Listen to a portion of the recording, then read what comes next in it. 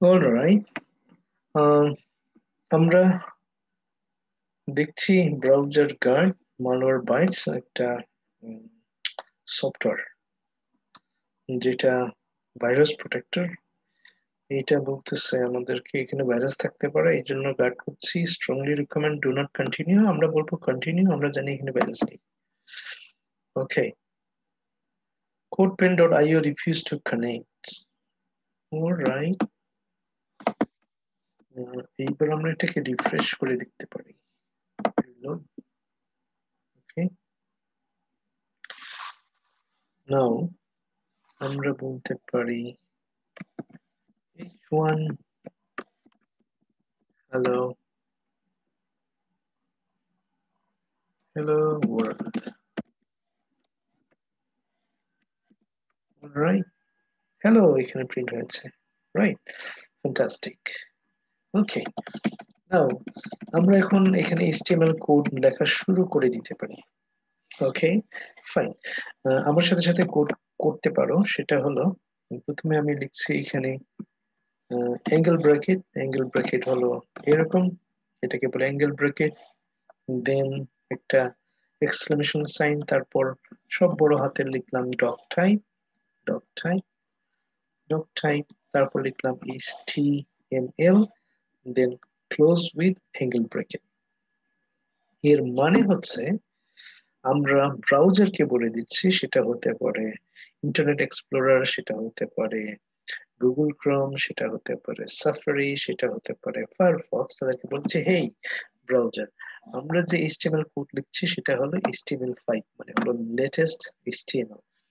এটাকে আমরা বলি HTML ডিক্লারেশন। ঠিক আছে, আমি এটা নোট লিখে দিতে পারি এরকম করে, অ্যাঙ্গেল ব্রেকেট, এক্সক্লেমেশন সাইন, তারপর দুটো ডট ডট দিলে এখানে নোট রাখতে পারি। এটা হলো HTML5 ডিক্লারেশন। ওকে, দেন আবার ডট ডট দিয়ে ক্লোজিং অ্যাঙ্গেল ব্রেকেট। ঠিক আছে, এতে করে এই অংশটুকু কমেন্টেড থাকবে, মানে উজ্জ্বল থাকবে, এটা রান হবে। দেন আমি লিখবো HTML, এটাকে বলে ওপেনিং HTML। ঠিক আছে, এই HTML কে আবার কপি করে আমি আরেকটা HTML এখানে পেস্ট করব। দেন এই HTML এর শুরুতে আমি একটা স্ল্যাশ দিয়ে দিব। এটাকে বলা হয় ওপেনিং HTML, এটা হলো ক্লোজিং। ওপেনিং ট্যাগ, এটাকে প্রত্যেকটাকে বলা হয় ট্যাগ। ক্লোজিং ট্যাগ যখন হ্যাশট্যাগ থাকে এরকম, স্ল্যাশ থাকে তখন হ্যাশট্যাগ না, স্ল্যাশ থাকে তখন এটাকে বলি ক্লোজিং। দেন আমি এন্টার চাপ দিব। ঠিক আছে, এর ভেতরে কোড লিখবো। এখন HTML টা হলো কি, প্যারেন্ট এলিমেন্ট বা রুট এলিমেন্ট বলি। এরপরে কি থাকবে, বডি ট্যাগ থাকবে, বডি সরি অ্যাড থাকবে, অ্যাড। ঠিক আছে, অ্যাড ট্যাগ, এটা হলো ওপেনিং কারণ এখানে স্ল্যাশ নাই, এটা কপি করে আনলাম। ঠিক আছে, এখানে স্ল্যাশ দিলাম, তার মানে এটা হলো ক্লোজিং। তাহলে এটা হলো ওপেনিং, এটা হলো ক্লোজিং। দেন এখানে থাকবে হলো বডি ট্যাগ। ঠিক আছে, বডি কিরকম লিখবো, বডি ট্যাগ। ঠিক আছে, দেন বডিটাকেও আমরা কি করব, ক্লোজ করব। HTML বৈশিষ্ট্যই হচ্ছে প্রত্যেকটা এলিমেন্ট, এগুলোকে এলিমেন্ট বা ট্যাগ বলা হয়, এগুলো জোড়ায় জোড়ায় আসবে, একটা হবে ওপেনিং, একটা হবে ক্লোজিং। ওকে, এখন এই HTML হলো রুট এলিমেন্ট, প্যারেন্ট এলিমেন্ট বাপ মা, আর হেড এবং বডি হলো তার ছেলে মেয়ে। ঠিক আছে, তাহলে হেড আর বডির সাথে সম্পর্ক কি, ভাই বোন। এবার খেয়াল করতে হবে, হেডের ভেতরে আমরা যা কিছু লিখবো সেটা শুধুমাত্র আমরা যারা তৈরি করি, সফটওয়্যার তৈরি করি, ওয়েব ডেভেলপার যারা, সফটওয়্যার ইঞ্জিনিয়ার যারা, আমরা শুধু দেখতে পাবো, বাকিরা দেখতে পারবে না। যারা ওয়েবসাইট দেখবে তারা ওয়েবসাইট পড়বে, হেডের ভেতরে কি আছে তারা এটা দেখতে পারবে না। ঠিক আছে, এইখানে টাইটেল, তবে টাইটেলটা সবাই দেখতে পারবে। টাইটেল, টাইটেলের নাম বললাম মাই ফার্স্ট ওয়েব পেজ। ঠিক আছে, দেন টাইটেলটাও ক্লোজ করে দিতে হবে। ওকে, এই যে এখানে কিছুই দেখা যাচ্ছে না, রাইট? এই যে হেডের ভেতরে লিখেছি, কিছুই দেখা যাচ্ছে না, কিন্তু বডির ভেতরে যখনই লিখবো কিছু তখনই দেখা যাবে। আমরা h1 ট্যাগ লিখবো বডির ভেতরে, h1 ট্যাগ, দেন বলবো হ্যালো বয়েজ এন্ড গার্লস। ঠিক আছে, h1 এটাকে ক্লোজ করে দেব। এটা হলো ওপেনিং ট্যাগ, ক্লোজিং ট্যাগ, মাঝখানে আমাদের যা থাকবে সেটা হলো কন্টেন্ট। এই কন্টেন্টটাই, যেটা বডির ভেতরে যা কিছু লিখবো সেটা সবাই দেখতে পারবে। Okay, hello boys and girls, তারপর বললাম h2 ট্যাগ। ঠিক আছে, how are you doing. Okay, h2। এবার খেয়াল করব h1 একটু বড় আর h2 একটু ছোট, রাইট? একটু ছোট। এরকম করে যত আমরা এগুলো নাম্বারটা বড় করতে থাকবো, লেখাগুলো ছোট হতে থাকবে, এরকম করে h1 থেকে h6 পর্যন্ত এগুলোকে বলা হয় হেডিং ট্যাগ, হেডলাইন ট্যাগ। এগুলো শিরোনাম হিসেবে ব্যবহৃত হয়। ঠিক আছে, এরকম জাস্ট কপি করব। ঠিক আছে, দেন 2, এরপরে আসে 3, এটাকে 3 করব, এটাকে 4 করব, অটোমেটিকলি এখানে 4 হয়ে যাচ্ছে, এখানে 5 হবে, এইখানে 6 হবে। এইবার খেয়াল করে দেখব প্রত্যেকটা ট্যাগ, h1 ট্যাগ সব থেকে বড়, গার্লস না, গার্লস, গার্লস, রাইট? ওকে, এবার ঠিক আছে, অটো সেভ হয়ে যাচ্ছে কিন্তু। দেন h6 টা সবার থেকে ছোট, তাহলে আমরা কি শিখলাম? h1 ট্যাগটা হলো সবার বড় হেডলাইন, একটা পেজে একটাই সব থেকে বড় হেডলাইন থাকে। দেন h2 টা হলো আরেকটা শিরোনাম, হেডলাইন, সেটা একটু ছোট, তারপরেরটার একটু ছোট, তারপরেরটার একটু ছোট, দেন h6 টা হলো সবার থেকে ছোট। ফাইন, এই তাহলে 6টা ট্যাগ বা এলিমেন্ট, HTML এগুলোকে HTML ট্যাগ বা এলিমেন্ট বলে আমরা শিখলাম। এইবার দেখব পি ট্যাগ, এটাকে প্যারাগ্রাফ ট্যাগ বলা হয়, পি ট্যাগ। ওকে, পি ট্যাগ, ওপেনিং ট্যাগ এবং ক্লোজিং ট্যাগ। এর এখানে কি থাকবে? অনেকগুলো প্যারাগ্রাফ থাকতে পারে একটা ওয়েব পেজের মধ্যে। আমি বলবো a journey by boat is very interesting. It gives us much pleasure and experience. Say, for example, experience, right? Okay. এখন যদি দেখি এই, রাইট? এখন এটা কিন্তু ইচ্ছা করলে আমরা অনেক বড় করতে পারি, টেনে নিয়ে জায়গায় এখানে বের করতে পারি। ঠিক আছে, তাই সুবিধা হলো এই, আমি প্রথমেই অনেক বড় বড় সফটওয়্যার ইনস্টল করতে চাচ্ছি না, তাহলে অনেকের মধ্যে ইনস্টল করতে না পারলে একটা বিরক্ত বা হতাশা চলে আসতে পারে। যত সহজে শেখা যায়। ঠিক আছে, দেন আমি এটাকে কপি করে যদি আরেকটা প্যারা দেই তাহলে কি হবে? আমি যদি এখানেও দিই তাহলে দেখবো যে অন্য একটা প্যারায় চলে গেছে। এই জন্য এটার নাম প্যারাগ্রাফ ট্যাগ। ওকে, সো আমি যেভাবেই দিই এটা আলাদা প্যারা, আলাদা প্যারায় জায়গা নেবে। ওকে, অলরাইট। তো আজকে আমরা এই ছোট ছোট জিনিস শিখছি। আসলে আজকে শিখছি না, আজকে জাস্ট দেখাচ্ছি, আমরা শিখবো পরে। এখন সিএসএস আমি চাচ্ছি এই বডি, এই পুরো বডির জন্য কালার করব। তাহলে কি করব, এই বডি ট্যাগকে অ্যাঙ্কার ট্যাগ বাদ দিয়ে শুধু বডিটা আনবো। ঠিক আছে, যেই বডিটা আনলাম এখানে সিএসএস এ, দেন একটা কার্লি ব্রেসেস দিলাম, এক সেট কার্লি ব্রেসেস, এক জোড়া কার্লি ব্রেসেস, এটাকে আমরা মনে হয় সেকেন্ড ব্র্যাকেট বলি। দেন এন্টার চাপ দিলাম, এটাকে আমরা বলবো সিএসএস সিলেক্টর। ঠিক আছে, বডিটাকে আমরা সিলেক্ট করলাম কারণ বডির ভেতরে সব আছে। আমরা বডির একটা কি দিব, ব্যাকগ্রাউন্ড কালার দিব, ব্যাকগ্রাউন্ড কালার। ঠিক আছে, এবং ব্যাকগ্রাউন্ড কালারটা আমি দিব গ্রিন। কেমন হবে, গ্রিন হয়ে গেল। Wow, right, so powerful and so beautiful.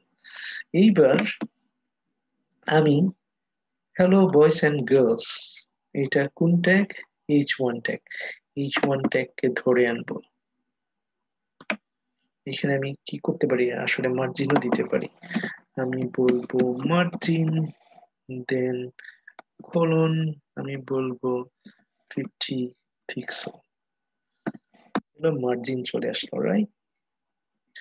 আমি ইচ্ছে করলে প্যাডিংও দিতে পারি, সেগুলো কি আমরা ধীরে ধীরে শিখবো, আজকে প্রথম দিনে এত কিছু শিখবো না। ঠিক আছে, এবার কি করব, H1 ট্যাগটাকে আনবো, H1 ট্যাগ, এটাকে কপি করে নিয়ে আসলাম। আমরা কপি না করে লিখেও নিতে পারি, এরকম করে H1, দেন কার্লি ব্রেসেস, এন্টার। এটা কি, সিএসএস সিলেক্টর। H1 টাকে আমরা সিএসএস সিলেক্টর হিসেবে নিলাম। এইটা কি এখন বললাম, এইটার ব্যাকগ্রাউন্ড ব্যাকগ্রাউন্ড কালার চাচ্ছি, say for example red, then সবসময় কি দিতে হবে, সেমিকোলন দিতে হবে, red. Oh my goodness, red হয়ে গেছে, রাইট। তারপর কালার, কালার মানে হলো লেখার কালার, টেক্সট কালার। কালার বললাম হবে ইয়েলো, রাইট। ওয়াও, ঠিক আছে। তারপর বললাম এটার আমি একটু হাইট দিতে চাই, আমি বললাম হাইট, কোনটার হাইট, এইটার হাইট বললাম আমি 100 পিক্সেল। পিক্সেলের হিসাব নিয়ে এখন মাথা গরম করার কিছু নাই। ঠিক আছে, আহ, আমরা ধীরে ধীরে এর হিসাবটা জেনে যাব লিখতে লিখতেই। তারপর আমি এটার প্যাডিং চাই, প্রথমে মার্জিন দেই, মার্জিন বললাম মার্জিন 5 পিক্সেল, রাইট। তারপর বললাম প্যাডিং, প্যাডিং বললাম হলো 50 পিক্সেল। কি হলো, প্যাডিং হলো এখানে 50, এখানে 50, নিচে 50, এদিকে 50 চলে আসলো। তো আমরা এইভাবে আসলে কি করতে পারি, আমরা একটু কমাই দিই, ডিজাইন করতে পারি, স্টাইল করতে পারি লেখাগুলোকে, রাইট। আজকে এ পর্যন্তই থাকুক, আগামীতে আমরা আরো অনেক কিছু শিখবো, অনেক কিছু। ঠিক আছে, তারপর জাভাস্ক্রিপ্টটা কেমন দেখতে সেটাও একটু দেখাই দিই। আমরা বলবো অ্যালার্ট, তারপর বললাম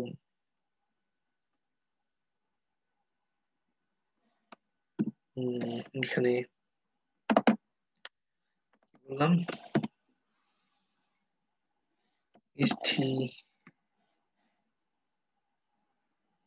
কেমন HTML and CSS is, come on, আমি তো রান করি নাই রে বাবা, is, is তো না, আর হোক না, আর ইজি, ঠিক আছে। এবার কি হবে, এই যে দেখাচ্ছে HTML and CSS আর ইজি, এরকম করে পপ আপ করবে। কি বলছিলাম, জাভাস্ক্রিপ্টটা কি করে, ইন্টারেক্টিভ করে, ঠিক আছে, একটু নড়াচড়া করবে, ডান থেকে বাইরে দৌড়াদৌড়ি করবে, কালারফুল জিনিস এরকম নড়াচড়া করবে, ইত্যাদি ইত্যাদি, একটা ওয়েব পেজের উপরে। সো আমরা আজকে দেখলাম কি,